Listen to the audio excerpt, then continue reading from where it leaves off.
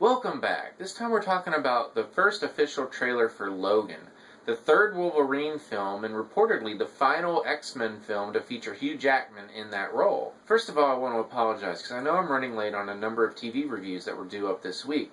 But unfortunately, this is basically the busiest week I have all year, and between work and other obligations, I just haven't even had time to even watch the episodes, let alone do videos and edit them and get them online. I'm hoping by early next week I can begin catching up, and in the meantime, just ask for your patience. And I can assure you I will get caught up on all of these videos. It's just going to take a few days. I really wasn't sure if I was even going to get any videos done this week, but then of course this Logan trailer hit this morning. Probably the third major trailer to hit this week. But this one I just could not put off because it's a really, really good trailer. Of course, it kind of cheats by using Johnny Cash's cover of Hurt, which basically just elevates anything that uses it. But really, the song does fit this trailer and what I'm assuming the movie's going for. But even taking the music out of the equation, this trailer, both just how it's presented as well as the scenes that we're getting from this movie, just feel and look very, very different than pretty much anything we've gotten previously in the X-Men franchise, and frankly just about any of the other major comic book adaptations, whether it's MCU or DC, or the new DC universe. And let's face it, the X-Men franchise has had some very high highs and some very low lows. I mean, there's been probably 4 what I would call quality great movies, and that'd be the first and second X-Men movies, followed by First Class and Days of Future Past. Of course, we have Deadpool, but I don't lump it in with the others. I know it's set in the same universe, but that's kind of off on its own thing. For me, as far as the core X-Men movies, kind of the second tier, which I would say is just a good film, not necessarily just that great film that the 4 I mentioned were, is kind of by itself, and that would be The Wolverine, directed by James Mangold, who happens to also be the one that directed Logan. And like First Class, Wolverine really came in with a lot of baggage, because X-Men Origins Wolverine was a really bad movie, and The Wolverine honestly surprised me a lot, just by with the story, the characters, and especially how it was presented. Style, the action, and everything else. It really just worked for me, even though it essentially basically got retconned out of existence after Days of Future Past. Now, this year's Apocalypse, let's face it, it was basically a mess. It was a movie I enjoyed, but it definitely has problems, and one of the major problems for me was it felt very much kind of rehashing the same tired storylines that we've seen over and over again, where you have Xavier and Eric just, are we friends, are we enemies, are we friends, are we enemies? And that brings me back to this trailer. Again, it just looks so different, and it really feels like we're going to get something new out of this movie, and that's what it's excited me. I had no idea this trailer was going to drop this week. I knew Logan was coming. It's not a film that's just been... It's one I want to see, but it's just not been a high priority of keeping track of what's going on. I saw when they released the poster not too long ago, but it just hasn't been in the forefront of my mind as far as movies that are going to be coming out in 2017. After seeing this trailer, it is definitely in the forefront of my mind, and has quickly jumped up to be one of my more anticipated films for next year. Now, before we get into the particulars of this trailer, there's one thing that we do need to get out of the way, and that's the fact that the X-Men franchise's timeline is probably one of the most convoluted, if not the most convoluted timelines of any franchise in history. Between retcons and time travel and new adventures in new timelines, where exactly we are with our characters, your guess is as good as mine at this point. What we do know is that it's been announced that this is Hugh Jackman's final film as Wolverine. And although it really hasn't been announced, I just have a feeling this is probably going to be Patrick Stewart's last turn as Charles Xavier. I could be wrong. Again, we just have to wait and find out. But what we can do right now is dissect a trailer. So let's get going. Of course, it opens up and we get the opening chords of Hurt. And then we hear in a voiceover Xavier talking to Logan, asking him, "What did you do?" To which he replies, "The world is not what it used to be, and the mutants are now gone." Now, the rumors have been that this is going to follow the Old Man Logan storyline from the comics. Now, I have to say up front, I don't know what the Old Man Logan storyline from the comics is. Of course, if I had wanted to, I could have looked it up and found out, but then probably spoiled the movie. And as much as I love talking to y'all about movies, I hate spoilers. I'd rather go into the movie cold than just go on Wikipedia and read a plot synopsis of the comic book story. What that does allow me to do is speculate from a outsider point of view. So hopefully you're going to enjoy that in this discussion. So let's dive into his comment. The mutants are gone. What little I do know from the comic book series is that it's set in the future. Things are pretty bleak. I don't know if it's a full like Mad Max apocalypse, but the situation for the mutants are not good, and that's the impression I'm getting in this trailer. I have watched the trailer many, many times, and a couple of times I watched specifically to see what kind of world this movie is set in. And it does not appear that we're in a full-on post-apocalypse. There was a very nice field of corn, if I'm not mistaken, in the background when they were on the highway, and then we get to see semis and other vehicles that looked relatively okay. So this whole bad ending, per se, appears more likely that it's to do with the mutants and not the world at large. Which I have to admit does leave me a little concerned as far as the overall X-Men movie franchise moving forward. All these movies are connected within canon. This movie is set in the future. Now, first of all, we've seen the future, well, twice in Days of Future Past. We saw the Sentinel-controlled world, and then we saw at the end of Days of Future Past, spoiler if you haven't seen that movie, where the past was changed, the future was fixed, and we see Logan and all of our favorite heroes from the first two X-Men movies alive and well, teaching at Charles's school. So is this movie going to be past that point, and that something terrible happens after that point that leads us to the mutants being gone, Logan looking like crap, frankly, and whatever else situations we run into in this movie? If that is the case, if they move forward with the primary storyline post-apocalypse, no pun intended there, does that mean no matter what happens to our heroes in subsequent movies, we always know they're all going to be dead or just horrible things are coming? I mean, it sort of kind of writes the final chapter in a very depressing way before. So when we go back to watch these other adventures, that's always kind of hanging over us. And I'm a little nervous that could hurt the future movies. That is, if Apocalypse hasn't basically destroyed the primary storyline, kind of the way that X-Men, the third X-Men movie did. Now, I'm not equating those two movies. Again, I thought Apocalypse was enjoyable. It just had some serious problems. I do know that this movie was in production and being worked on and written before they knew that Apocalypse was going to be so ill-received by fans, so I had to think that they had a plan. But then this is Fox, and who knows. So that was a lot of discussion over 2 lines of voiceover dialogue to open up this trailer. After that, we get to see Logan. We get to see scars on his back. Does that mean that he's no longer healing like he used to? And he just looks like he's in a lot of pain. His hand is shaking.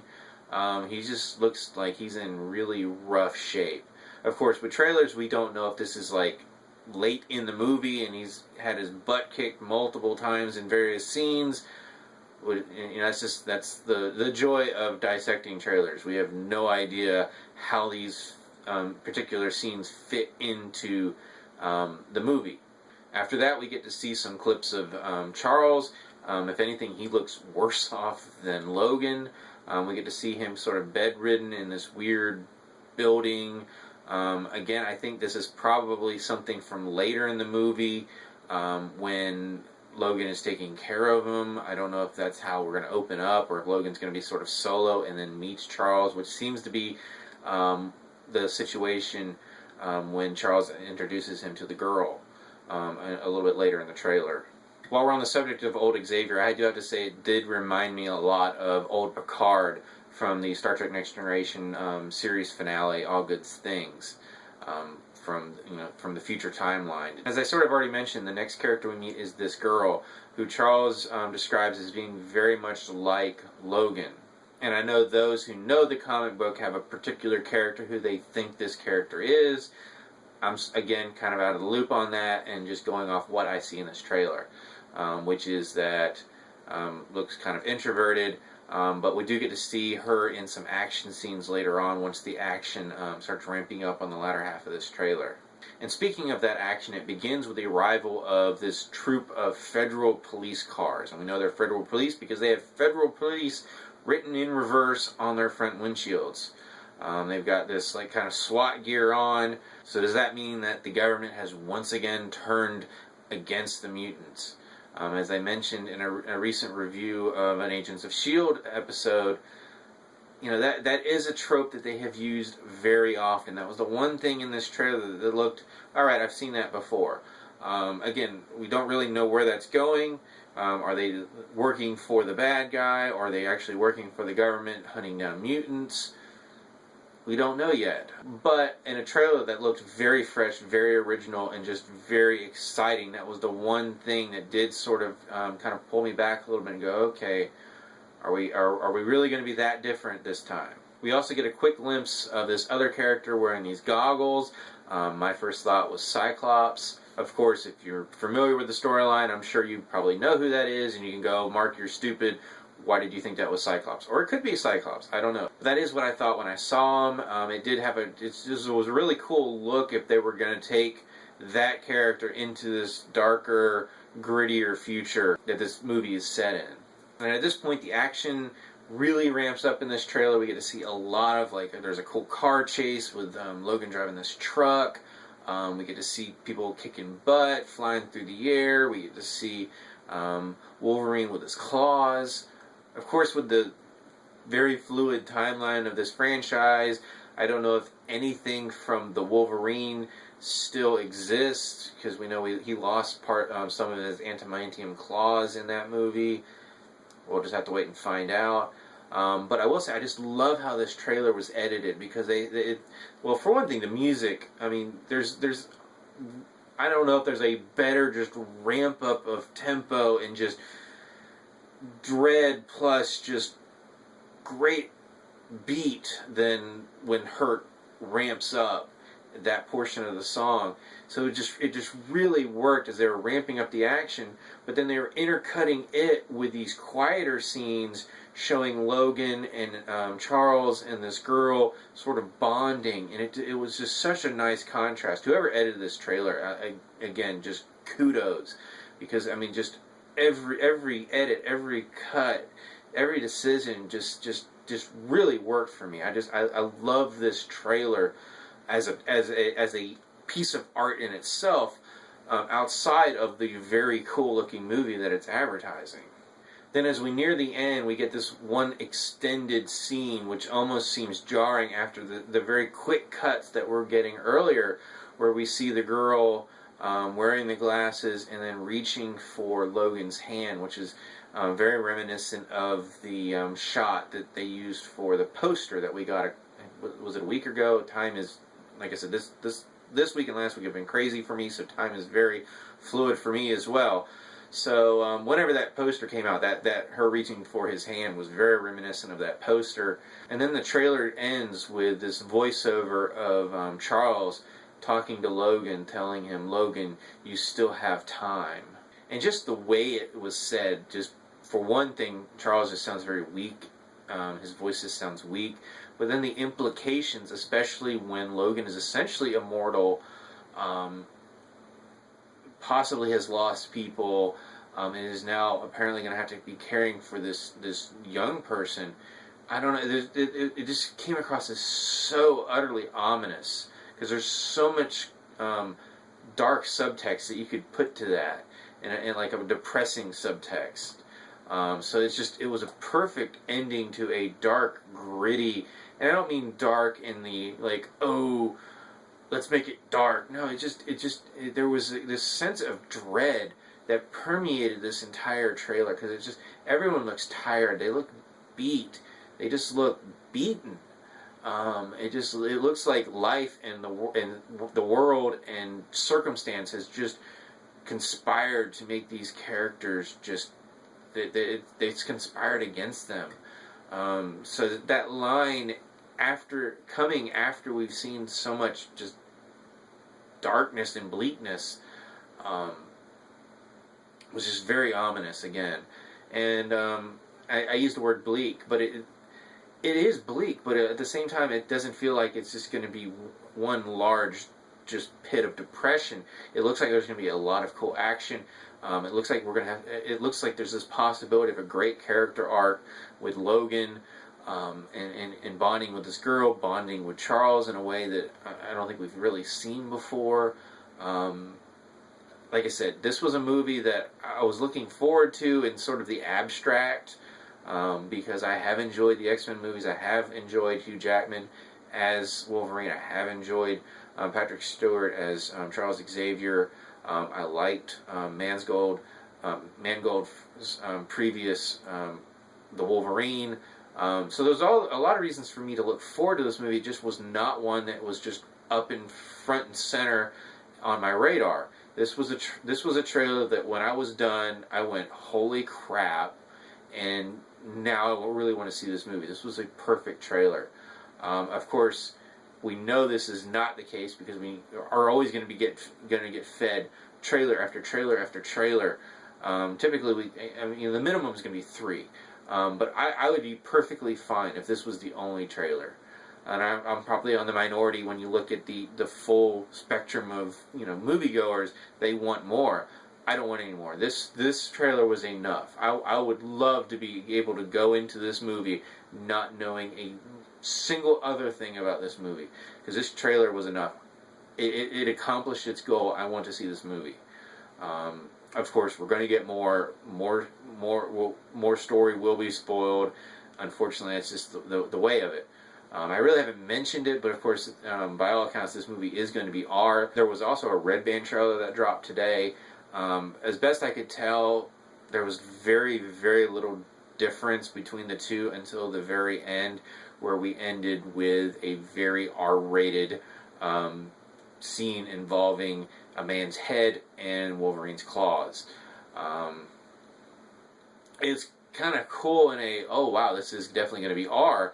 But personally, I like the Green Band trailer because of the ominous voiceover. We don't need this extra action scene to just make it a perfect trailer. And again, I'm pretty sure I'm probably going to be on the minority on that as well. So yeah, I guess I'm making up for the fact that I haven't been talking to you guys all this week. This is probably going to end up being a pretty long video. I hope you're still stuck around for it. I hope you enjoyed it.